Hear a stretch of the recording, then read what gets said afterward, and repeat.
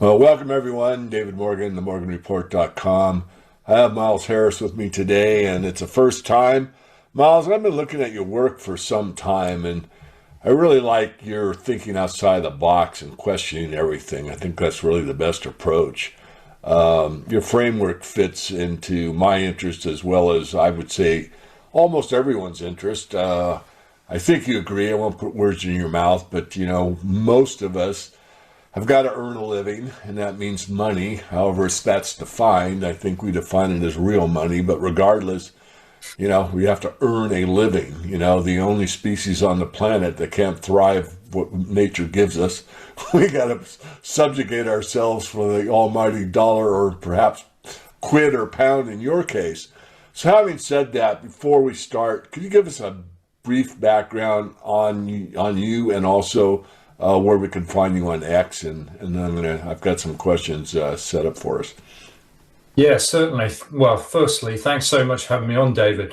So, my background is I started with an economics degree back at university, and there was so much abstract theoretical principles in that, and there was a lot of nonsense really, which I didn't really get into, but it really came alive when I then actually started investigating transitional economies, and in particular Russia, who had just suffered quite a enormous financial crisis in what was 1998. And so I started writing my undergraduate dissertation then on the Russian transition and subsequent crisis. And so that really opened my eyes to the predatory nature of global finance, really. Let's put it like that. And also the sort of shenanigans that take place within the International Monetary Fund. And from there, I went on to do a master's degree in economics, which my thesis was centered around the earlier Asian financial crisis. I then gravitated towards the City of London. That was obviously quite a common theme for economics graduates. But I soon decided that just wasn't for me. And prior to that, I had started just getting involved in property. And I took out my first property mortgage in 1999. And it was a self-certified mortgage where I used £10,000 that my gran had left me in a will, and utilised that in the property market and bought a 4-bed property, did it up, and then was renting that out. And so that really sort of opened my eyes to how actually the real world was being financialised. And obviously the subsequent asset price inflation that then gave rise to, and the easy lending conditions of that whole era leading up to 2008. Now, I was still really kind of passionate about what I was doing and loved teaching economics. So I also taught in high school economics as well, but continued working in the property sector too. Well, very good. I'm glad. I didn't know your background that much. I do watch a lot of what you do, not everything, of course. We all have limited time. But something that struck me recently is what you talked about on these AI data centers, and it really hit me because I too believed that there's something more than what we're fed. And so the opening question I have for you, Miles, is that most people think these enormous data centers are being built simply because of demand for artificial intelligence is exploding. I think you believe AI may be only the first layer. What do you think's actually being built? Well, I think it's a multifaceted, highly sophisticated approach that's being utilised. I think it's coming in phases, and I think there are a number of phases I haven't quite identified yet, and other things that will be integrated within it. But first and foremost, I think it's a build-out which is representative of developing an ecosystem of collateral. And what I mean by collateral is hard assets that can actually be used to receive new money creation against them, new lending. So when you get a loan, that is ultimately new money supply that is actually put into the real economy. And so the money supply has to increase in a debt-based system, because you always need that debt load to continue to increase so you can pay the interest on the last loan that's just been created.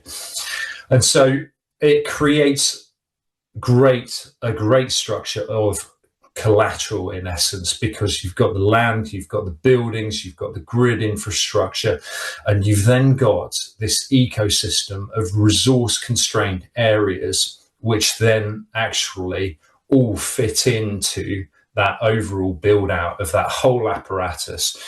And so that extends from everything from power providers to water providers to copper miners, for instance.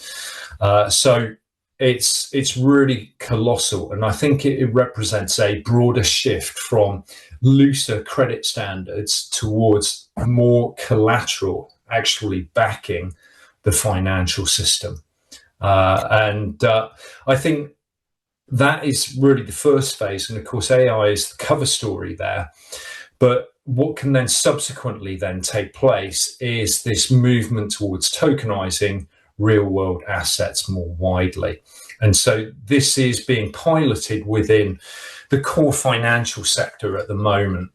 So that is in the realms of government debt, so tokenized government debt, tokenized bank deposits as well. So we often think about CBDCs. Well, America, Europe, they don't really want to have CBDCs, because the problem with the CBDC is that it omits the banking system, because it is a claim, CBDC is a claim on the central bank. Whereas a tokenized bank deposit, if you take what money you have in the bank and then switch it into, then create parallel tokens to go alongside it, which then operate on these new digital programmable rails, that's a tokenized bank deposit. So that phase 2 is really the build out of the financial system, the new financial system, and the upgrade to the financial system. And a number of the major nations in the West are participants in Project Agora, which is a BIS-led project, but member countries include Canada, New York Fed, of course, Bank of England, the Bank of France, Bank of Mexico. So it covers an enormous range of different currencies, which enables them to test cross-border settlement as well. Very And good. then Let me pause you there for a Sorry. minute. Oh, no, you're doing great. So I want to break this down a little bit further.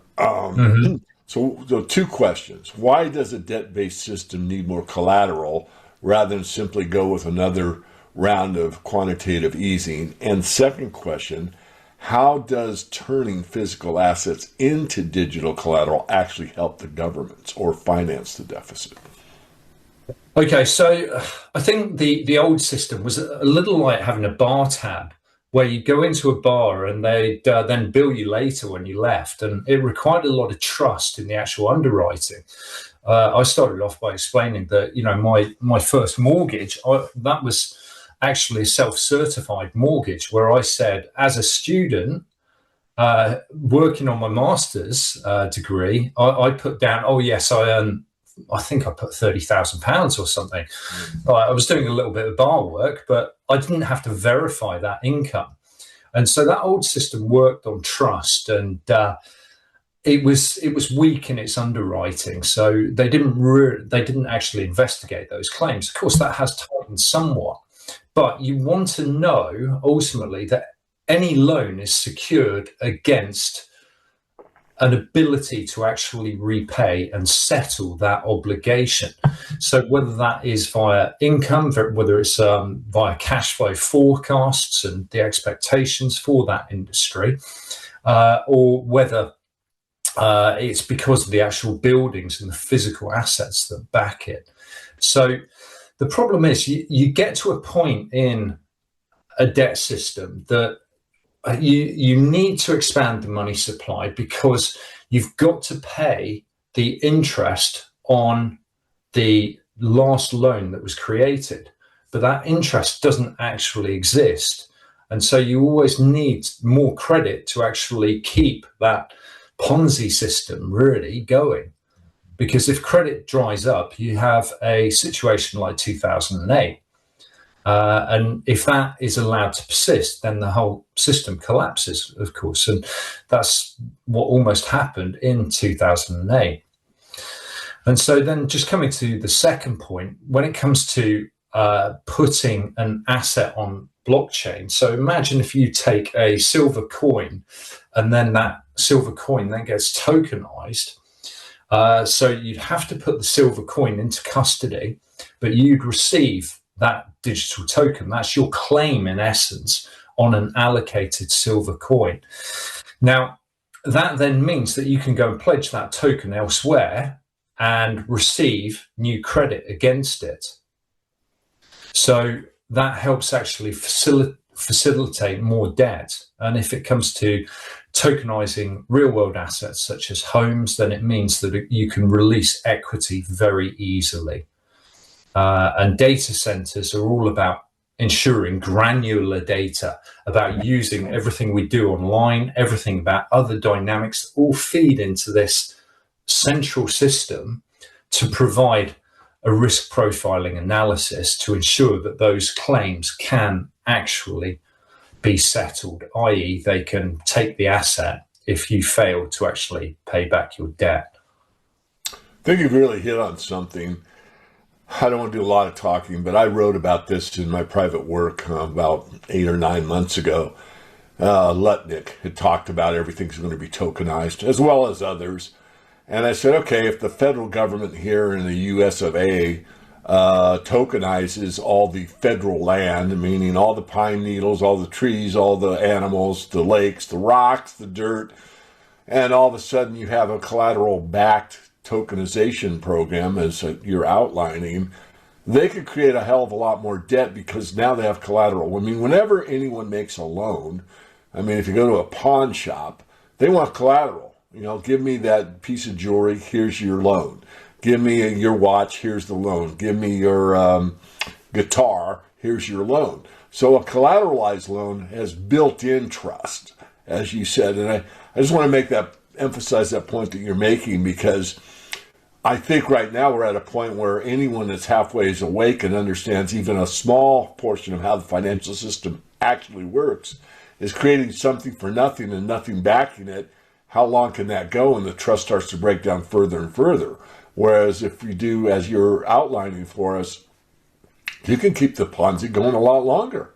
It's backed by data centers. So I just want to give that back to you, but I think you're making a key point that needs to be made. I know too many people are thinking about it. Now, did I outline that? I've outlined how I see it. Is that aligning with what you're saying? Because that's how I'm hearing. Yes, absolutely. And I think what's so interesting about this shift is that in my last video, I've just compared, we commonly think of Labour as backing the actual federal debt. But when you actually take the labour force, which is as a participation rate in decline, it's at record lows now. The incentive there is just not there to work, while the marginal demand for labour is being eroded by things like AI and automation. Then it means that income tax is no longer a good backing mechanism to national debt. And so you then think, right, well, what actually is?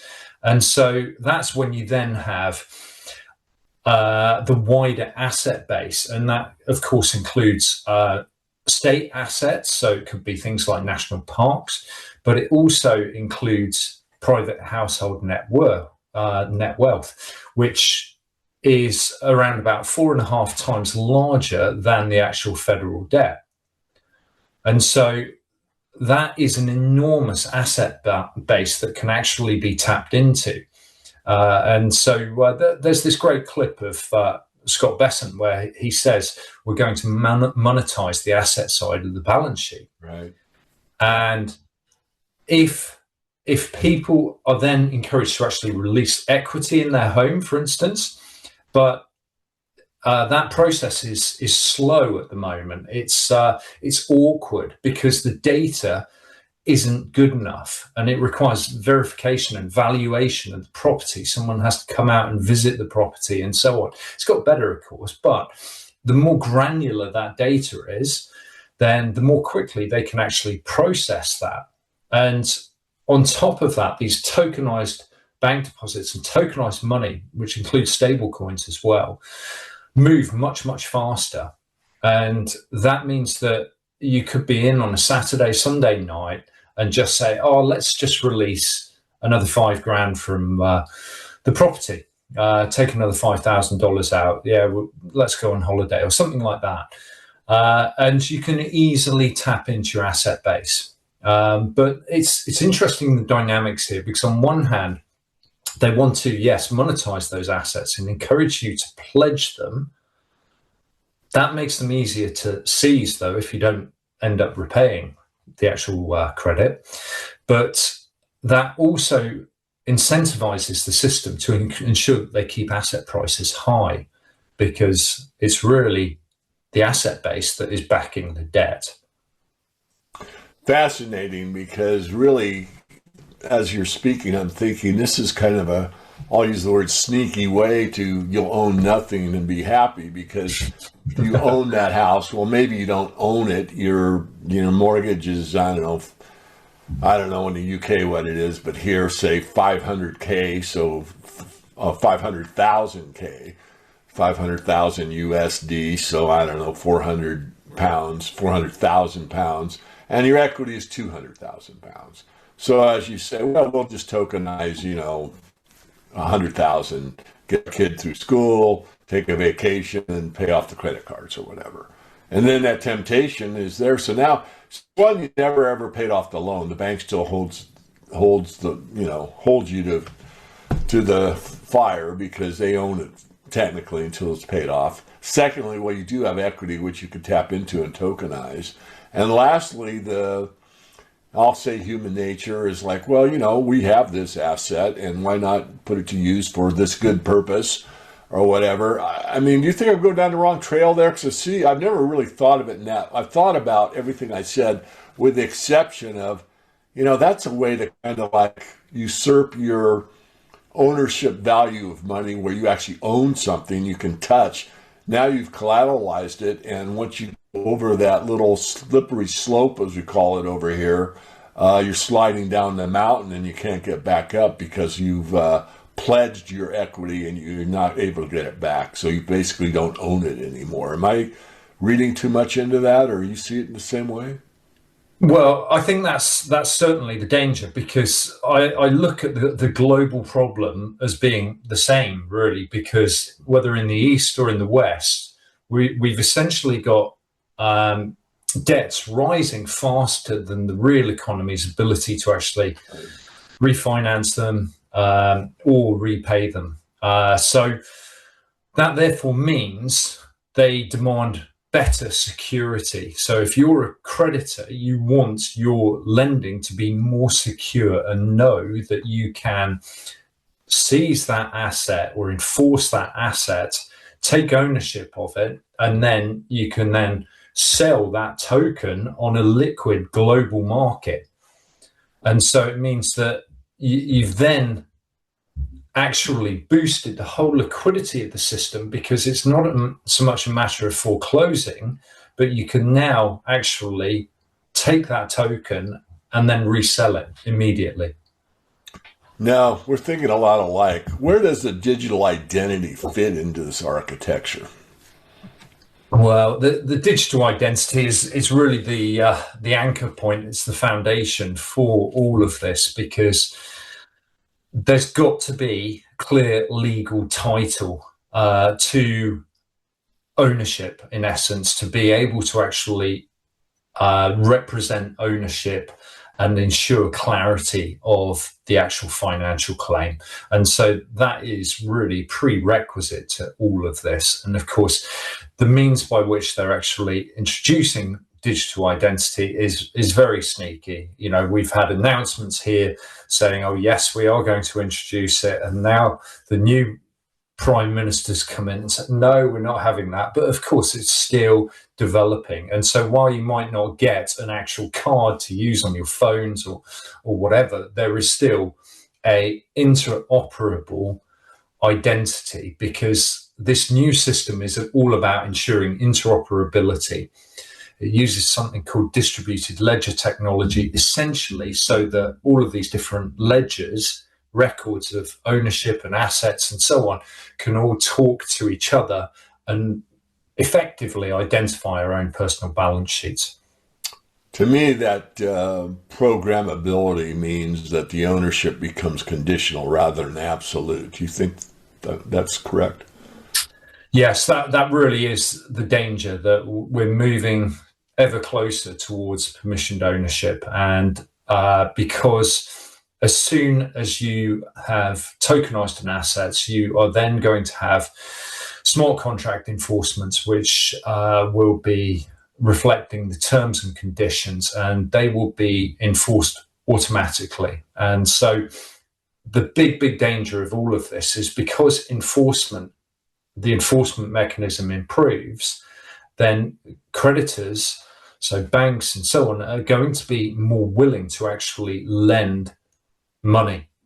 So it will mean that people, in essence, receive a lower haircut. So instead of being able to borrow, say, 300,000 on a 500,000 property, given you income and the property status, they now offer you 400,000 or so. So it almost encourages more debt creation. And then if you add in the improved data and the better understanding that they then have as to whether someone is likely to default or not, then it means that, again, they may well offer more credit. So you get offered 450,000. I'm with you on that, but I want to explore it on the other side with our hypothetical. So you borrow, you've got the 200,000 equity, you borrow 100, you borrow some more, you're down to maybe 40,000 equity. And then for whatever reason, the neighborhood goes down the tubes. Let's just talk about Detroit in the United States. I mean, that was one of the best places to be during the muscle car boom, which was when I was a teenager. But regardless, man, you lived in Detroit, you were getting a great wage, you had great retirement, places to go, things to see, baseball, football, all that stuff. It was great. And then, when the Japanese started basically taking over a better product in a free market, better product, cheaper price, lasts longer, etc., Detroit started to fade away, and got very, very depressed for some time. It's coming back somewhat now. My point being this: you borrow that money, your neighborhood goes down the tubes. Now you cannot. Your debt load increases overnight because that equity that was at 200,000 is really at 100,000 now. Your friendly banker says, hey, your tokens, you need to buy more tokens because your property value's gone down. Oh, you can't? Oh, well, we have your home. I mean, is that out of the realm of thinking correctly here? Well, it's certainly a risk. I think that the greater risk is probably that ownership status gets more and more diluted over time. So obviously we mentioned the temptation to actually borrow more. Right. But I think there may well be legal safeguards in place to ensure that this rollout is successful and that people trust the system. So that then leads to, of course, changes of contract. And we've all seen and had those terms of contract updates come through the post or receive via email. But how often do we actually go through all of that small print? And that's where the real danger lies with smart contracts and automatic or automated enforcement. Yeah, well, we could, I don't want to get too down the economic path. I see where you're coming from, and I agree with you. That might not have been a great place for our time. But anyway, let me get back on track here. So that question will force this discussion. Let's distinguish your take on the technological efficiency from coercive control. I mean, where do you draw that line? Well, it's certainly highly coercive, the whole system, because if you look at the wider macro economy, you can see, say, for instance, personal savings rate in the US. Again, that's at all-time lows. And so that is itself highly concerning, because that then encourages more borrowing. In essence, it encourages people to actually pursue monetizing their assets. So the economic environment, with the cost of living crisis, as it's known here,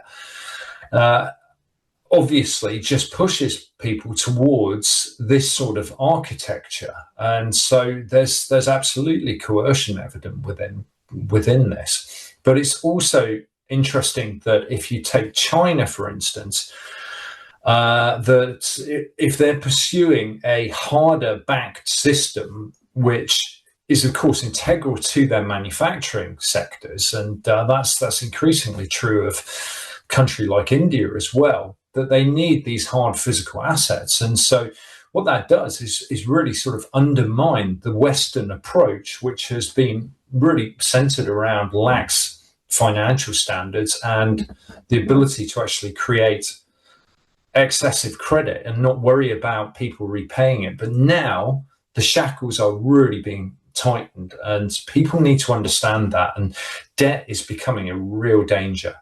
And when credit actually tightens and you're in a position of debt, then you're very vulnerable. Well said. Could the AI investment boom fail commercially but succeed institutionally by leaving behind data centers, power generation, the fiber optics, and digital infrastructure required for the next system? Yes, so I think that first phase that we discussed of just the build out of those data centers, it's just so expensive. And then there's the costs of AI and all of the capital expenditure going into that, and the research costs and so on. It's all vast against the revenues. And okay, they say revenues are rising quickly, but I don't see how chatbots and offering AI infrastructure actually helps justify anything like what we're seeing here, or actually ensures that the potential collateral base of data centers, energy, water supplies, and everything else that feeds into that is actually good collateral. So they therefore need a revenue stimulus. And so where does that revenue stimulus come from? I imagine it probably comes from integrating the new financial architecture in regard to tokenized government debt, tokenized bank deposits, and tokenized central bank money alongside stablecoins. So then you're dealing with trillions of dollars of flows actually moving through the system, and can of course extract rent through that sort of architecture there. So I think that's when we start to actually see the revenue argument for this whole infrastructure makes sense. And what that will do is boost those collateral values as well. And as those collateral values grow, then it means that more credit can be granted against the whole data center ecosystem, which enables more growth, and that would seem to facilitate the integration then of real world assets. Yeah, let me see if I can simplify that. I'm on your page, definitely, and totally in agreement with what we've discussed so far, Miles. Basically, if they can't service the debt that they borrowed to build them out, then, we have to come to the rescue. The government rescues the AI data centers, or a great portion of them, which is, again, another socialistic type of thinking where the failure is collateralized amongst the taxpayers, among the people. So the people ended up paying for it in the long run. But once it resets in that manner, then they can chug along and start seeing a revenue stream, and everybody's happy except the people that have been taken to the cleaners one more time without actually realizing what's going on behind the curtain. Of course, some of us see it beforehand. But most people are like, of course we have to have data centers. I can't be without my chat GPT. What failed? Well, the banks were bailed out. And a lot of people think when these bailouts take place that the bank is on the hook. No, it's the people that are on the hook to pay the loan. Did I get that a little bit simplified for us? Yeah, I think that makes perfect sense. And I think when we look at, say, the Fed now, what are they doing? They're stepping back while all of this is actually rolling out. And so that's what seems to be a new collateral base, and the prospect of collateralizing real world assets then encourages the lenders and creditors to actually say, right, well, what are we lending against here? So if we're responsible for creating this and creating this new money supply, because right now the Fed isn't doing it, then it's encouraging the whole banking system to actually say, well, what backs this loan? How good is it? How well supported is it? Is the government behind this? Well said. Well, have you got more time? Because I'd like to suggest that your followers and mine send us questions if on this AI topic, because as much as we've had a great conversation, there would probably spark some questions, or maybe did not elucidate some things or articulate them well enough for people to really grasp it. Although I would think anyone that follows your work or mine, probably most of them will. But I think it might generate some questions. So I'm going to suggest that we move on, because I have another topic I really want your thoughts on, and that's gold.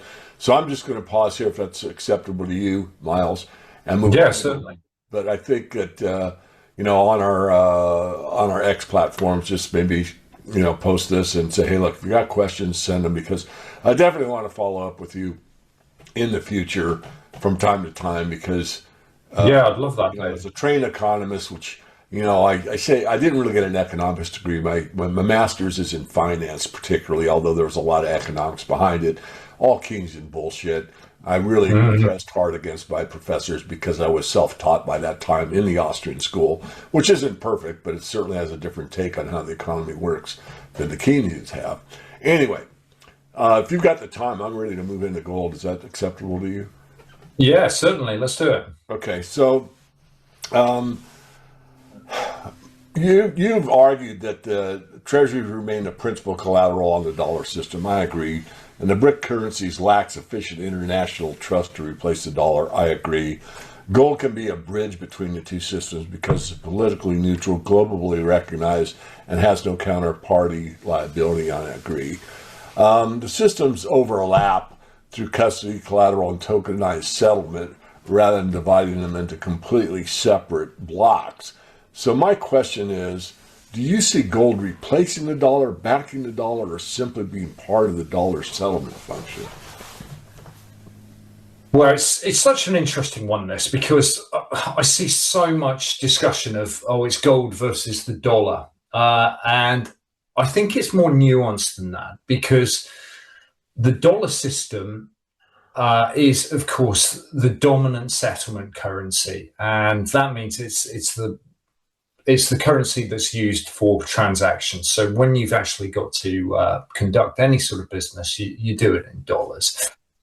Now, it's one thing for China to actually start getting rid of their reserves and shifting a preference towards gold instead of US treasuries. But de-dollarization is actually a process, and I think that notion of de-dollarization actually helps remove excess pressure on the dollar system.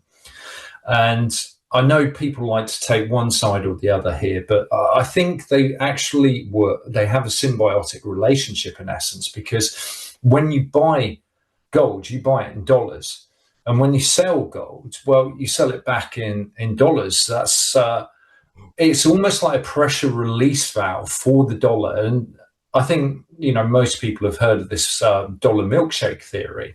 Right. And I think there's a really useful principle within that's identified. But of course, we're seeing a lot of intervention actually to relieve pressure from the dollar. And I think that also makes sense, because if there is a global crash, everyone sells. And what do they sell into? Well, they sell into dollars. So it means they're selling whatever asset they're coming out of and buying dollars in essence. And so that does present a destabilization risk for the whole economic system in essence. And so if you encourage a whole block to actually start setting up an alternative, then it means that pressure is somewhat alleviated.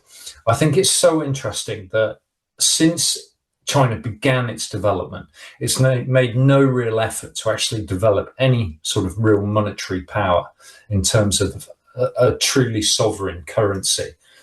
And the currency is still hidden behind capital controls because they know there would be a lot of capital flight into, for instance, dollars if those capital controls weren't present. And so gold offers this neutral settlement device between the two. And I think this process of de-dollarization now takes on the hardest step, which is about building a settlement asset. And so they've now got as central banks all these gold reserves between Russia, China, India, Thailand, etc. Then it means that they now have the potential to set up an alternative utilizing gold. And this is where things start getting interesting, but they get harder in terms of doing that. But I think it actually works towards Washington's advantage somewhat. It takes pressure off, but it also does something else very useful, and it encourages the West to actually move to a collateral-backed expansion regime where, again, banks are encouraged to actually ask what backs this next unit of lending. I like it. Let me drill on that just slightly more with asking this question.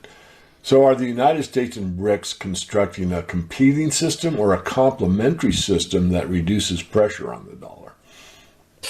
Well, I think it helps reduce pressure, and I think it helps to fulfill different aims here because the West's advantage is really financialization and distorting markets. It's very, very good at that. But the East is really built around a manufacturing system. And there's a lot of excesses that, of course, have taken place in China. And there's things that I can't really explain because they've got so much right about their development. But yet, the one-child policy has actually really destroyed their demographics. Now, why would you actually pursue such a policy if that was your intention? Why wouldn't you, if you truly wanted to be sovereign, why wouldn't you actually develop your own monetary power? But I think that the positive side of that is that what it helps to almost do is potentially avoid any sort of disastrous World War III concept, I hope. That's my area of light and positivity here, I think. So we talked a great deal about some dark stuff, but I think there isn't that direct threat, and I think that's helpful for ensuring more of a pleasant transition, a slower, gradual transition, which doesn't lead to the same chaos that it otherwise could do if they were just butting heads one against the other. And so that's really my hope there. Yeah. Well, last question, and definitely we'll do a follow-up interview. But do you expect an official gold revaluation, or as you're kind of outlining now, more of a gradual market-driven repricing of gold, which assumes larger collateral role in the system as it develops? Yes, well, I think it's interesting because we sort of hide behind this notion of the Western free market and markets determining prices, and I think that creates a somewhat different environment from what was seen in 1933. But I think golds and silver, for that matter, I think their big price potential actually comes from their use within the financial system and how useful they then actually become in, for instance, supporting the industrial build out in the case of silver and ensuring a settlement collateral asset in the East. So an asset which can actually be traded on digital tokens, because it's not the same system, but a similar system is being rolled out in the East as to that being rolled out in the West. So there's just so much going on here behind the scenes, which doesn't seem to get a lot of coverage. And so I imagine that the collateral integration of these assets is where they will likely see the greatest price potential gains. It's interesting to note that HSBC began its gold tokenization program back in 2022. And what is very interesting about this process is that it helps to actually reduce the paper supply of these assets. And it means that the marketplace becomes more realistic, because if the paper supply comes down even slightly, then it means that they start repricing, because you're in essence reducing supply. Well said. Well, we've covered a lot. We'll have you back. Is there anything that you'd like to speak about? Last minute thoughts? You'd like to do a summary and just again reiterate where people can learn of your work? And you just popped up, I think, on X, and I listened to you the first time, and I was kind of hooked. I go, this guy's a deep thinker, and he knows what the heck he's talking about. Not that some in our field don't, but I don't know. It seems to be an echo chamber at times, and from my perspective, you got a more nuanced, more deep thinking type of an approach to these, and questioned it. I know you ever said, well, it's absolutely going to be this way. But like the question I just asked you got me thinking about Jimmy Rogers, one of his fund managers I met in Chicago. His name slips my mind. But he was like, long term, what's the big deal about gold? It moves anti the dollar, and it's going to go in this step-by-step fashion, which was a true statement for well over a decade. It was kind of, as the dollar depreciated, gold went up the equal amount. Now, though, as we've discussed, there's so little collateral and so little trust, or losing trust almost minute by minute now. Something has to be reestablished, which we've already discussed. Anyway, let me give it back to you, Miles. Thank you for your time. Where can we learn more about you? And we'll set up another interview in a month or so. Yeah, well, thanks so much, David. So I think overall, it's just worth understanding the big upgrades that are really taking place to the financial system. And I'd break that down as four main ones. And gold and silver absolutely apply here. And gold has been the first commodity that has been tokenized. And so why is that? Well, it's because it's a monetary upgrade. It can be used as fractional tokens to actually pay for trade as a final asset solution. So an asset that people are happy to actually hold after a trade is completed, because they don't just want to hold rupee. They don't just want to hold Chinese yuan or Russian rubles. So gold fits the bill there. But it also represents a collateral asset, and it means that you can pledge these digital tokens of gold to actually receive credit. And gold then becomes, and silver can then become more useful to the financial system and actually building out that money supply. But the worrying part here is that there is also, from the perspective of the financial system, an ownership upgrade, that it means that they can enforce ownership of that asset if you default on any credit that you're actually given. And so that is crucial to understand, I think. And so, yeah, I write a lot on Substack. So there's a lot of content I've been putting out on there. And that's probably the best place to find my work. But yeah, I'm also trying to be active on YouTube and put some stuff out on X now. Very good.